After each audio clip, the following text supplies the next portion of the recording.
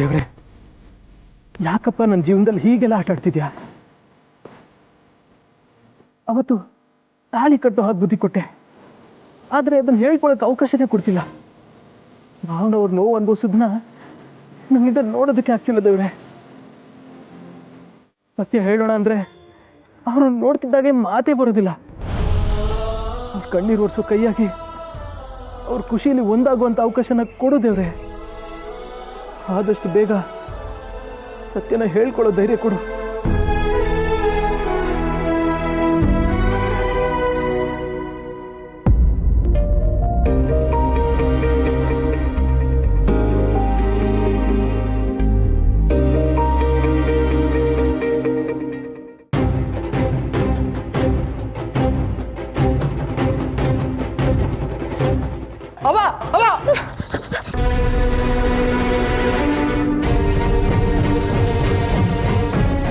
ನಿಮ್ಗೇನು ಆಗಿಲ್ಲ ತಾನೆ?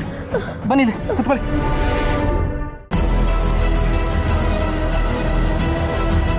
ಏನೂ ಆಗಲಿಲ್ಲ ತಾನೆ?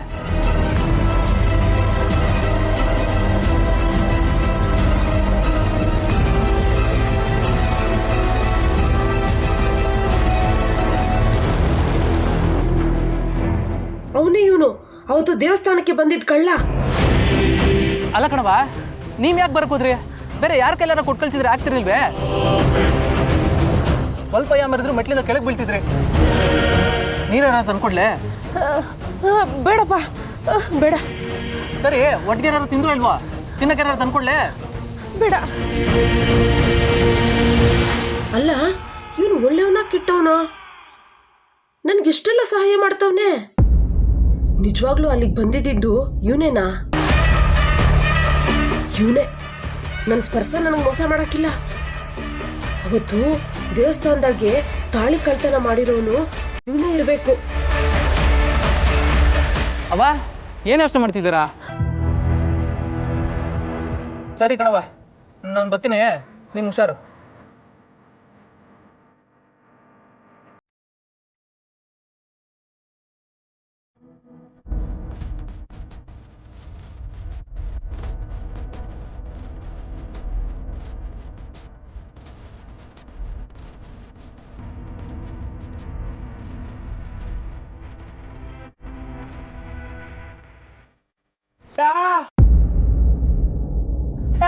ವೆಂಕಿ, ಬಂದ್ಯಾ?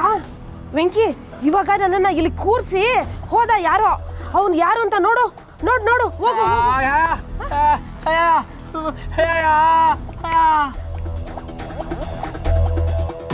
ವೆಂಕಿ, ನನ್ಗೆ ತಲೆ ಸುತ್ತು ಬಂದಂಗಾಯ್ತು. ನಾನಿನ್ನೇನು ಮೆಟ್ಲ ಮೇಲೆ ಬಿದ್ದೋಗ್ಬಿಡ್ತಾ ಇದ್ದೆ. ಅಷ್ಟರಲ್ಲಿ ಯಾರೋ ಒಬ್ಬ ಬಂದು ನನ್ನನ್ನ ಇಲ್ಲಿ ಕೂರಿಸ್ದ. ಅವನು ಯಾರು ಅಂತ ನೋಡೋಗು, ಹೋಗು. ವೆಂಕಿ, ಅದೆಲ್ಲ ಇರ್ಲಿ, ಆಮೇಲೆ ಹೇಳ್ತೀನಿ. ನೀನ್ ಹೋಗು, ನೋಡೋಗು, ಅವ್ನು ಯಾರು ಅಂತ ನೋಡೋಗು.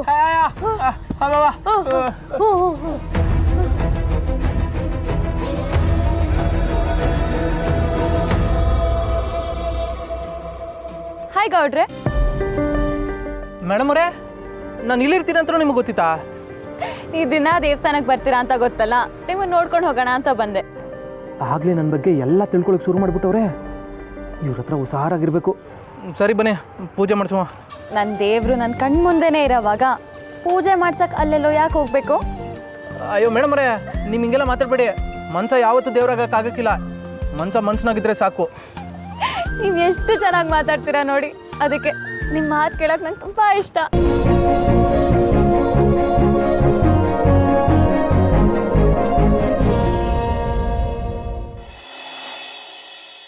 ಚಿನ್ನಮರಿ, ಜಾನ್ವಿವ್ರೆ, ನಾನು ಆಫೀಸ್ ಕಡೆ ಹೋಗಿ ಬರ್ತೀನಿ.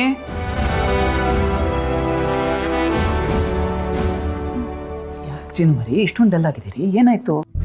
ಮತ್ತೇನ್ರಿ, ನೀವು ಆಫೀಸ್ಗೆ ಹೋಗಿ ಬರೋ ತನಕ ನಾನು ಇಲ್ಲಿ ಒಬ್ಬಳೇ ಇರ್ತೀನಿ.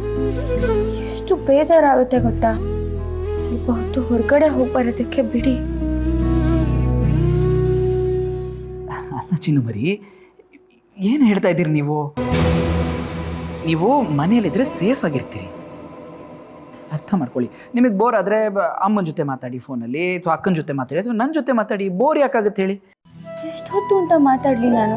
ಹಾ, ಅಕ್ಕ ಅಮ್ಮನ ಜೊತೆ ಎಷ್ಟೊತ್ತು ಅಂತ ಮಾತಾಡ್ಲಿ ರೀ? ನನಗೆ ಕೆಲಸ ಇಲ್ಲ ಅಂದರೆ ಅವ್ರಿಗೂ ಮಾಡೋದಕ್ಕೆ ಏನೂ ಕೆಲಸ ಇಲ್ವಾ? ಸ್ವಲ್ಪ ಹೊತ್ತು ಹೊರಗೆ ಹೋಗಿ ಬಂದರೆ ನನ್ನ ಮನಸ್ಸು ತಿಳಿ ಆಗುತ್ತೆ. ಇಲ್ಲ ಚಿನ್ನಮರಿ, ನೀವು ಹಾಗೆ ಹೊರಗೆ ಹೋಗೋದು ಸರಿಯಲ್ಲ. ಅದೇ ಯಾಕೆ ಅಂತ ಹೇಳ್ತಾ ಇರೋದು. ನಿಮ್ಮ ಪ್ರಕಾರ ನಮ್ಮ ಮನೆಯಲ್ಲೇ ಕೂತಿರ್ಬೇಕಾ? ನನ್ಗಾಗಲ್ಲ ರೀ, ಕಷ್ಟ ಆಗುತ್ತೆ. ನೀವೇ ನೋಡಿದ್ರಿ ತಾನೆ ನಮ್ಮ ಮನೆಯಲ್ಲಿ ಎಷ್ಟು ಜನ ಇದ್ದಾರೆ ಅಂತ. ನಾನು ತುಂಬ ಕುಟುಂಬದಲ್ಲಿ ಬೆಳೆದಿರೋದು ರೀ. ನನಗೆ ಈ ಥರ ಎಲ್ಲ ಒಬ್ಬಳೇ ಇದ್ದು ಸಾಕಾಗಿದೆ. ಪ್ಲೀಸ್ ಅರ್ಥ ಮಾಡ್ಕೊಳ್ಳಿ. ಎಷ್ಟು ವರ್ಷ ನಾನು ಒಬ್ಬನೇ ಇದ್ದಲ್ಲ, ನನಗೆ ಯಾವತ್ತೂ ಹೀಗಾಗಿಲ್ಲ.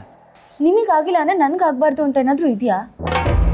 ಹಾಗಂತ ನೀವೇನು ಮನೆಯಲ್ಲೇ ಇರಲಿಲ್ವಲ್ಲ, ಆಫೀಸ್ಗೆ ಅಂತ ಆಚೆ ಹೋಗ್ತಿದ್ರಿ ತಾನೆ. ಆದರೆ ನಾನು ಮಾತ್ರ ಯಾಕೆ ಇಲ್ಲಿರಬೇಕು? ಪ್ಲೀಸ್ ರೀ, ಡೋರ್ ಲಾಕ್ ಮಾಡ್ಕೊಳ್ಳದೆ ಹೋಗಿ, ನಾನು ಹೊರಗಡೆ ಹೋಗಿ ಬರ್ತೀನಿ. ನಿಮಗೆ ಗೊತ್ತಿದೆಯಾ ನಮ್ಮನೆ ಎಷ್ಟು ಔಟ್ಸ್ಕರ್ಟ್ಸಲ್ಲಿದೆ ಅಂತ? ಹೊರಗೆ ಹೋಗಿ ನಿಮ್ಗೆ ಏನಾದರೂ ಹೆಚ್ಚು ಕಮ್ಮಿ ಆದರೆ ನಾನು ಏನು ಮಾಡಲಿ ಜಾನ್ವಿ ಅವರೇ? ಹಾಗೆಲ್ಲ ಏನೂ ಆಗಲ್ಲ ರೀ. ಸೆಕ್ಯೂರಿಟಿ ಇದ್ದಾನೆ ತಾನೆ, ನನಗೇನು ಆಗದಿರೋ ಥರ ಅವನೇ ನೋಡ್ಕೋತಾನೆ. ನನಗೆ ಬೇರೆಯವ್ರ ಮೇಲೆ ನಂಬಿಕೆ ಇಲ್ಲ. ಆಲ್ ರೈಟ್, ಆ ಸೆಕ್ಯೂರಿಟಿ ಗಾರ್ಡ್ ನಿಮ್ಗೇನಾದ್ರು ಮಾಡಿಬಿಟ್ರೆ ನಾನು ಏನು ಮಾಡಲಿ? ನೋಡಿ, ಒಂಟಿ ಹೆಣ್ಮಗಳು ಅಂದಾಗ ಯಾರ ಮನಸ್ಸು ಹೆಂಗೆ ಬದಲಾಗುತ್ತೆ ಹೇಳೋಕ್ಕಾಗಲ್ಲ. ನೀವು ಒಳಗಿದ್ರೆ ಸೇಫ್ ಆಗಿರ್ತೀರಿ, ಅರ್ಥ ಮಾಡ್ಕೊಳ್ಳಿ. ಪ್ಲೀಸ್ ರೀ, ಎಷ್ಟು ಅಂತ ಕೇಳ್ಕೊಬೇಕು ನಿಮ್ಮನ್ನ. ಸ್ವಲ್ಪ ಆದರೂ ಹೋಗೋದಕ್ಕೆ ಬಿಡಿ. ಈ ಥರ ಹಠ ಮಾಡೋದು ನಂಗೆ ಒಂಚೂರು ಇಷ್ಟ ಆಗಲ್ಲ ಜಾನ್ವಿ ಅವರೇ. This is not right. ನೋಡಿ, ನಿಮ್ಮನ್ನ ತಾಯಿ ಹಾಗೆ ಪ್ರೀತಿಸ್ತಾ ಇದ್ದೀನಿ, ಯಾವುದೂ ಕೊರತೆ ಆಗದೆ ಇರೋ ಹಾಗೆ ನೋಡ್ಕೋತಾ ಇದ್ದೀನಿ. ನೀವು ಸ್ವಲ್ಪ ಅರ್ಥ ಮಾಡ್ಕೊಳ್ಳಿ. ಹೋಗಿ ಬರ್ತೀನಿ.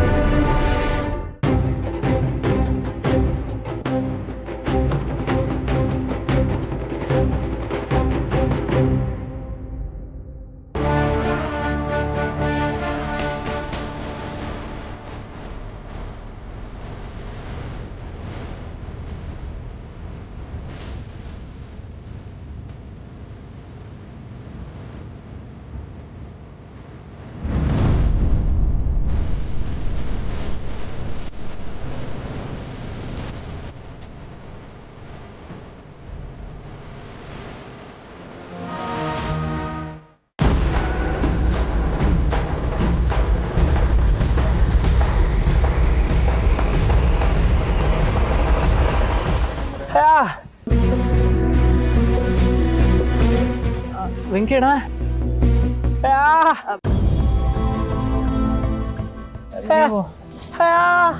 ನಾನಾ ದೇವಸ್ಥಾನಕ್ಕೆ ಬಂದಿದ್ದೆ.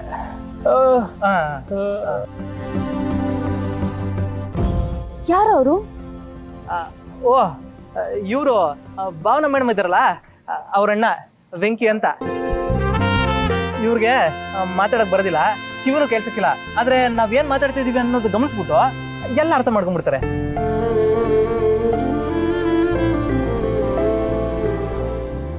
ನೀವು ಅಂಗಡಿ ತಕ್ಕ ಹೋಗ್ನಿಲ್ವೇ?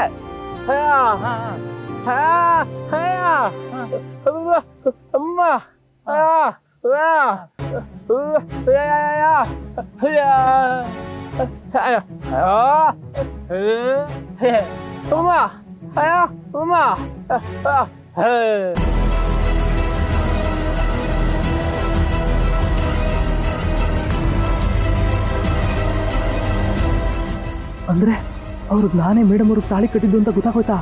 ಅದಕ್ಕೆ ನನ್ನ ಹುಡ್ಕೊಂಬರೋದಕ್ಕೆ ಕಳ್ಸಿದ್ರ? ಈಗ ನಾನೇ ಅವ್ರನ್ನ ಕಾಪಾಡಿದ್ದು ಅಂತ ಗೊತ್ತಾದ್ರೆ ಸಿಕ್ಕಾಕೋತೀನಿ.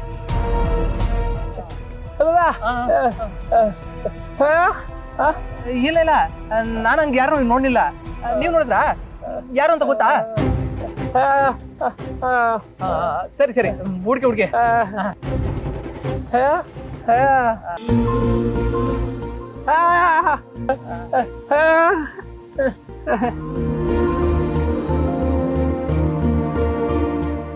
ವಾವ್ ಗೌಡ್ರೆ, ಮಾತ್ ಬರ್ದಿರೋರ್ ಜೊತೆನೂ ಅದು ಎಷ್ಟು ಚೆನ್ನಾಗಿ ಮಾತಾಡ್ತೀರಾ. I like it. ಏನ್ ಮೇಡಮ್ ಅವ್ರೆ, ನಾನು ಏನ್ ಮಾಡಿದ್ರು ಐ ಲೈಕ್ ಇಟ್ ಅಂತೀರಲ್ಲ, ಇದು ನಿಮ್ಗೆ ಜಾಸ್ತಿ ಆಯ್ತು ಅನ್ಸಲಿಲ್ವೇ? ನಮಗಿಷ್ಟ ಆಗಿರೋರು ಏನೇ ಮಾಡಿದ್ರು ನಮಗ್ ಖುಷಿನೇ ತಾನೆ. ಅಮ್ಮ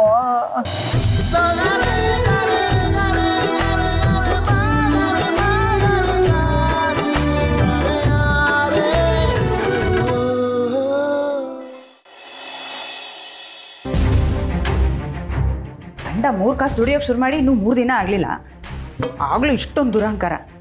ಇನ್ನು ನನ್ನ ಗಂಡನ ಥರ ಏನಾದ್ರು ದುಡಿಯೋನಾಗ್ಬಿಟ್ಟಿದ್ರೆ ಅದು ಎಷ್ಟು ದುರಹಂಕಾರ ತೋರಿಸ್ತಿದ್ಲೋ ಏನೋ. ನಡೀಲಿ, ಈ ದೌಲತ್ ಎಷ್ಟು ದಿನ ನಡೆಯುತ್ತೆ ಅಂತ ನಾನು ನೋಡ್ತೀನಿ. ವೀಣಾ, ಮತ್ತೆ ಬಾಮ್ಮ ಇಲ್ಲಿ. ಏನತ್ತೆ? ಬಾ ಇಲ್ಲಿ ಹೇಳ್ತೀನಿ.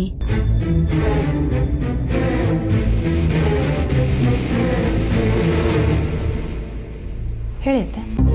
ವೀಣಾ, ನಿನ್ ಮಗ ತಪ್ಪು ಮಾಡಿದ್ರೆ ನೀನ್ ಕ್ಷಮಿಸ್ತೀಯ ತಾನೆ? ಹೌದು. ನನ್ನ ಮಕ್ಕಳು ಏನೇ ತಪ್ಪು ಮಾಡಿದ್ರು ನಾನು ಕ್ಷಮಿಸ್ತೀನಿ. ಹೌದು ಅತ್ತೆ, ಯಾಕೆ ಹೇಗೆ ಹೇಳ್ತಿದ್ದೀರಾ? ಅಲ್ಲ ವೀಣಾ, ನಿನ್ನೆ ತಾನೇ ಸಿಂಚನ ಬಗ್ಗೆ ಹೇಳಿದ್ದೆ. ಚಿಕ್ಕವಳು ತಪ್ಪು ಮಾಡಿದಾಗ ದೊಡ್ಡೋರದನ್ನ ಕ್ಷಮಿಸೋದು ದೊಡ್ಡ ಗುಣ ಅಂತ. ಈಗ ಸಿಂಚನನೂ ಹಾಗೆ ಚಿಕ್ಕವಳಲ್ವಾ? ಅವಳು ಗೊತ್ತಿಲ್ಲದೆ ಮಾತಾಡಿದ್ಲು ಅಂತ ನೀನಿನ್ನೂ ಕೋಪ ಮಾಡ್ಕೊಂಡಿರೋದು ಎಷ್ಟು ಸರಿ ಹೇಳು? ಅವಳು ಯಾಸೆಮೆ ಚಿಕ್ಕವಳತ್ತೆ. ಇನ್ನೊಬ್ರು ಮನಸ್ಸನ್ನ ನೋವು ಮಾಡಕ್ ಗೊತ್ತಾಗುತ್ತೆ ಅಂದಮೇಲೆ ಅವಳು ದೊಡ್ಡವಳೆ. ಜೊತೆಗೆ ದುಡ್ಡಿದೆ ಅನ್ನೋ ದುರಹಂಕಾರ ಬೇರೆ. ಅದಕ್ಕೆ ಬಾಯಿಗೆ ಬಂದ ಹಾಗೆಲ್ಲ ಮಾತಾಡ್ತಾಳೆ. ನೋಡು, ದುಡ್ಡು ಇವತ್ತಿರುತ್ತೆ, ನಾಳೆ ಹೋಗುತ್ತೆ. ಆದರೆ ಸಂಬಂಧಗಳ ಮಧ್ಯೆ ಇರಬೇಕಾಗಿರೋದು ಪ್ರೀತಿ, ವಿಶ್ವಾಸ, ನಂಬಿಕೆ. ಒಂದೇ ಮನೇಲಿರುವಾಗ ಒಂದು ಮಾತು ಬರುತ್ತೆ, ಹೋಗುತ್ತೆ. ಅದನ್ನೇ ದೊಡ್ಡದು ಮಾಡಿಬಿಟ್ರೆ ಸಂಬಂಧಗಳು ಹಾಳಾಗಲ್ವಾ ವೀಣಾ? ನೋಡು, ದೇವರು ಮನುಷ್ಯರಿಗೆ ಮರುವನ್ನ ಯಾಕೆ ಕೊಟ್ಟಿದ್ದಾರೆ ಗೊತ್ತಾ? ಇಂಥದ್ದೇನಾದ್ರೂ ಆದ್ರೆ ಅದನ್ನೆಲ್ಲ ಮರೆತು ಜೊತೆಯಾಗಿ ಬಾಳ್ಲಿ ಅಂತ. ಅದಕ್ಕೆ ಎಷ್ಟೋ ಸಂಬಂಧಗಳ ನಡುವೆ ಅನುಬಂಧ ಉಟ್ಕೊಳ್ಳೋದು. ಈಗ ನೀನೇ ದೊಡ್ಡ ಮನ್ಸು ಮಾಡಿ ಅವಳನ್ನ ಕ್ಷಮಿಸ್ಬಿಡಮ್ಮ. ಏನತ್ತೆ ಹೀಗೆ ಹೇಳ್ತಿದ್ದೀರಾ? ಆಯಿತು, ನಾನು ಅವಳನ್ನ ಕ್ಷಮಿಸ್ತೀನಿ ಅಂತಲೇ ಅನ್ಕೊಳ್ಳಿ. ಅವಳು ಮತ್ತೆ ದುರಹಂಕಾರ ತೋರಿಸೋದಿಲ್ಲ ಅಂತ ಏನು ಗ್ಯಾರಂಟಿ? ಛೇ, ಹಾಗೆಲ್ಲ ಏನೂ ಆಗಲ್ಲ ವೀಣಾ. ತಪ್ಪಾಗೋದು ಸಹಜ. ಆ ತಪ್ಪನ್ನ ಕ್ಷಮಿಸೋದು ದೊಡ್ಡ ಗುಣ. ವೀಣಾ, ನೀನು ಸಿಂಚನ ಎಷ್ಟು ಅನ್ಯೋನ್ಯವಾಗಿರ್ತಿರೋ ಈ ಮನೆ ಅಷ್ಟು ಚೆನ್ನಾಗಿರತ್ತೆ. ನನಗೂ ವಯಸ್ಸಾಗ್ತಾ ಇದೆ. ಈ ಜೀವ ಇನ್ನೂ ಎಷ್ಟು ದಿನ ಇರುತ್ತೋ ಏನೋ. ಇರೋ ಅಷ್ಟು ದಿನ ಈ ಮನೆ ಜವಾಬ್ದಾರಿ ನನ್ನ ಹೆಗಲ ಮೇಲಿರುತ್ತೆ. ನಾನು ಕಣ್ಮುಚ್ಚಿದ್ಮೇಲೆ ಈ ಮನೆ ಜವಾಬ್ದಾರಿನ ಹಿರಿ ಸೊಸೆಯಾಗಿ ನೀನೇ ಮುಂದುವರಿಸ್ಕೊಂಡು ಹೋಗ್ಬೇಕಮ್ಮ. ನೀನ್ ಮುಂದುವರಿಸ್ಕೊಂಡು ಹೋಗ್ತೀಯ ಅನ್ನೋ ನಂಬಿಕೆ ನನಗಿದೆ. ಚಿಕ್ಕವರು ತಪ್ಪು ಮಾಡಿದಾಗ ದೊಡ್ಡೋರು ಅದನ್ನ ಕ್ಷಮಿಸೋದು ದೊಡ್ಡ ಗುಣ ಅಮ್ಮ. ಇಷ್ಟು ದಿನ ನಾನು ಪಾಲಿಸ್ಕೊಂಡು ಬಂದಿರೋದು ಅದನ್ನೇ. ನೀನು ಹಾಗೆ ಇರಬೇಕು ವೀಣಾ. ಹೋಗಮ್ಮ, ಹೋಗಿ ಅವಳ ಹತ್ರ ಮಾತಾಡು. ವೀಣಾ, ನನಗೋಸ್ಕರ ಮಾಡಮ್ಮ. ಅತ್ತೆ, ಆಯಿತು ಬಿಡಿ. ನನಗೋಸ್ಕರ ಅಲ್ಲದೆ ಇದ್ರು ನೀವು ನನ್ನ ಮೇಲೆ ಇಟ್ಟಿರೋ ನಂಬಿಕೆ ಉಳಿಸ್ಕೊಳ್ಬೇಕಾದ್ರೂ ಹೋಗಿ ಮಾತಾಡ್ತೀನಿ. ನೊಂದ್ಕೋಬೇಡಿ ಅತ್ತೆ. ಅದು ನನ್ನ ಸೊಸೆ ಅಂದ್ರೆ.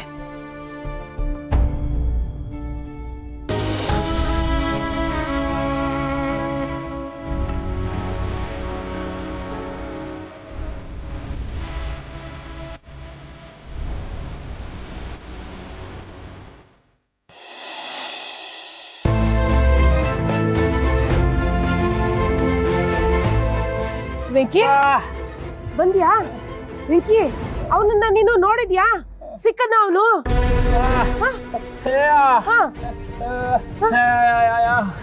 ಅಯ್ಯೋ, ಸಿಗ್ಲಿಲ್ವಾ ಅವನು?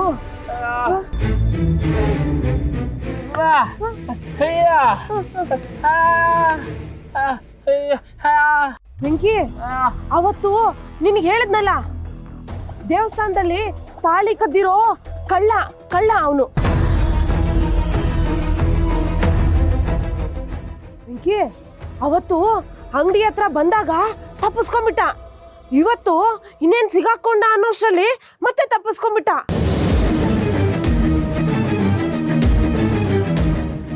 ಆವತ್ತು ಉತ್ಸವಕ್ಕೆ ಹೋಗಿದ್ವಲ್ಲ, ದೇವಸ್ಥಾನದಲ್ಲಿ ಮಲ್ಗಿದ್ದಾಗ ಯಾರೋ ಒಬ್ಬ ಬಂದು ತಾಳಿ ಕಟ್ಬಿಟ್ಟಿದ್ದಾರೆ ಕಣೋ.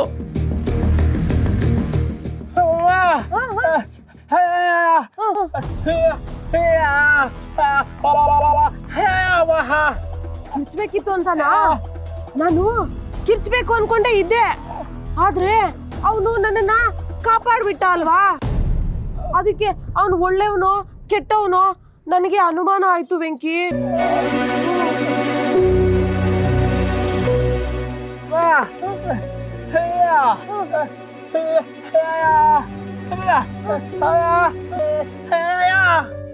ವೆಂಕಿ, ಹಾಲು ರುಚಿ ನೋಡಿರೋ ಬೆಕ್ಕು ಪದೇ ಪದೇ ಹಾಲು ಕುಡಿಯಕ್ ಬರೋ ಹಾಗೆ ಕಳ್ತನ ಮಾಡಿರುವಂತ ನೀನು ಪದೇ ಪದೇ ಕಳ್ತನ ಮಾಡಕ್ಕೆ ಬಂದೇ ಬರ್ತಾನೆ. ಆದ್ರೆ ಪದೇ ಪದೇ ದೇವಸ್ಥಾನಕ್ಕೆ ಬರ್ತಿದ್ದಾನೆ ಅಂದ್ರೆ ಏನೋ ಪ್ಲಾನ್ ಮಾಡಿದಾನೆ.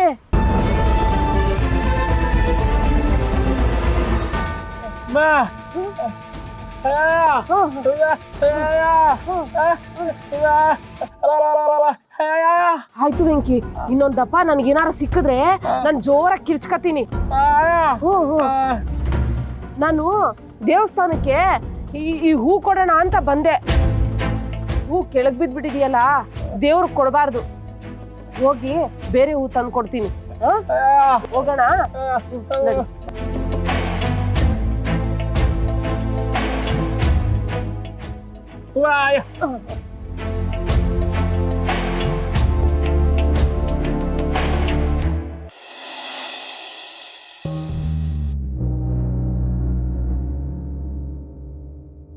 ಛೇ, ಕೋಪದಲ್ಲಿ ನಾನು ಏನೇನೋ ಮಾತಾಡಬಾರ್ದಾಗಿತ್ತು. ಏನು ಅನ್ಕೊಂಡಿರ್ತಾರೋ, ಎಷ್ಟು ಬೇಜಾರು ಮಾಡ್ಕೊಂಡಿರ್ತಾರೋ. ಏನಾಗಿತ್ತು ನನಗೆ?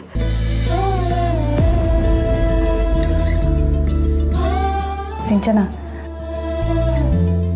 ನಾನು ನಿನಗೇನೇನೋ ಅಂದ್ಬಿಟ್ಟೆ. ನಿನಗೆ ದುರಹಂಕಾರ, ನೀನು ಸೋಮಾರಿ, ಮನೇಲಿ ಒಂದು ಕೆಲಸನೂ ಮಾಡಲ್ಲ, ಇಷ್ಟು ಸಾಲದು ಅಂತ ಹರೀಶನ ಬಗ್ಗೆನೂ ಹೇಳಿದೆ. ಯಾವ ಹೆಣ್ಣಿಗಾದರೂ ತನ್ನ ಗಂಡನ ಬಗ್ಗೆ ಕೆಟ್ಟದಾಗ ಮಾತಾಡಿದ್ರೆ ತುಂಬ ಬೇಜಾರಾಗುತ್ತೆ. ದಯವಿಟ್ಟು ನನ್ನ ಕ್ಷಮಿಸ್ಬಿಡು. ಇಲ್ಲ, ನಿಮ್ಮಿಂದ ನಾನು ಸಾರಿನ ಎಕ್ಸ್ಪೆಕ್ಟ್ ಮಾಡಲ್ಲ. ಯಾಕಂದರೆ ಕೋಪದಲ್ಲಿ ನಾನು ಮಾತಾಡಿದೆ ನಿಮ್ಮ ಬಗ್ಗೆ, ನಿಮ್ಮ ಅಮ್ಮನ ಬಗ್ಗೆ, ಹಾಗೆ ನಿಮ್ಮ ಲೆವೆಲ್ ಬಗ್ಗೆ ಎಲ್ಲ ಮಾತಾಡ್ಬಿಟ್ಟೆ. ಆ ಥರ ಮಾತಾಡಬಾರ್ದಾಗಿತ್ತು. ನನಗೆ ಕ್ಷಮಿಸ್ಬಿಡಿ. ಹೋಗಲಿ ಬಿಡು, ಈ ವಿಷಯನ ನಾವೆಲ್ಲೇ ಬಿಟ್ಬಿಡೋಣ. ನೋಡು, ನಿಂಗೆ ಇನ್ಮೇಲೆ ಏನಾದರೂ ಬೇಕಾದರೆ ನೀನು ನನ್ನನ್ನು ಕೇಳು, ನಾನೆಲ್ಲ ಮಾಡ್ಕೊಡ್ತೀನಿ. ಈ ಮನೆ ಸೊಸೆಯಂದ್ರಾಗಿ ಈ ಮನೆ ಕಷ್ಟ ಸುಖನ ನಾವೇ ಅರ್ಥ ಮಾಡ್ಕೋಬೇಕು. ನಾವು ಜಗಳ ಆಡ್ತಾ ಇದ್ದರೆ ಅತ್ತೆ ಮನಸ್ಸಿಗೆ ತುಂಬ ಬೇಜಾರು ಮಾಡ್ಕೋತಾರೆ. ಇದನ್ನ ನಿನ್ಕಿಂತ ದೊಡ್ಡವಳಾಗಿ ಹೇಳ್ತಿದ್ದೀನಿ ಅಂತ ಅನ್ಕೋ. ಜೀವನದಲ್ಲಿ ಅಕ್ಕ ಇರಲಿಲ್ಲ, ಆ ಸ್ಥಾನನ ನೀವು ತುಂಬಿದ್ದೀರ. ಸಾರಿ. ಇರ್ಲಿ ಬಿಡು.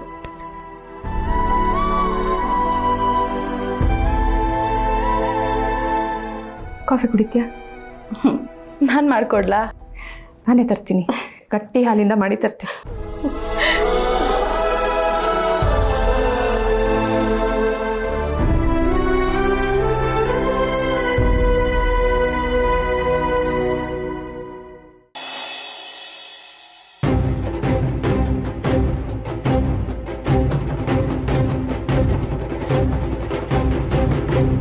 ಏನಾಯ್ತು? ಯಾಕೆ ಓಡ್ ಬಂದೆ? ನಿನಗೆ ಗೊತ್ತಾಯ್ತಾ? ಏನ್ ಗೊತ್ತಾಯ್ತು?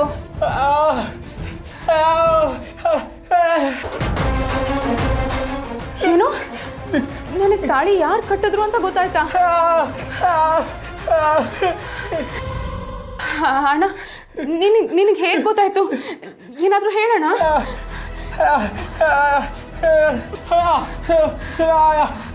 ಆದ್ರೆ ಅಣ್ಣ, ನಿನಗೆ ಹೇಗೆ ಗೊತ್ತಾಯ್ತು? ಅವನು ಹೇಗೆ ಸಿಕ್ತಾ? ಏನಾದರೂ ಹೇಳೋಣ.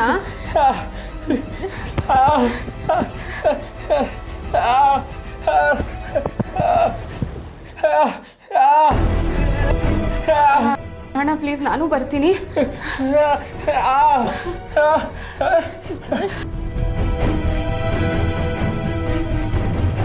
ಅಯ್ಯೋ ದೇವ್ರೆ, ಈಗ ಅವನು ಯಾರು ಅಂತ ಕಂಡುಹಿಡಿಯೋಕ್ಕೆ ಅಣ್ಣನ ಹಿಂದೆ ಹೋಗ್ಲಾ ಅಥವಾ ಮನೇಲೇ ಕಾಯ್ಲಾ ಒಂದು ಗೊತ್ತಾಗ್ತಿಲ್ವಲ್ಲ.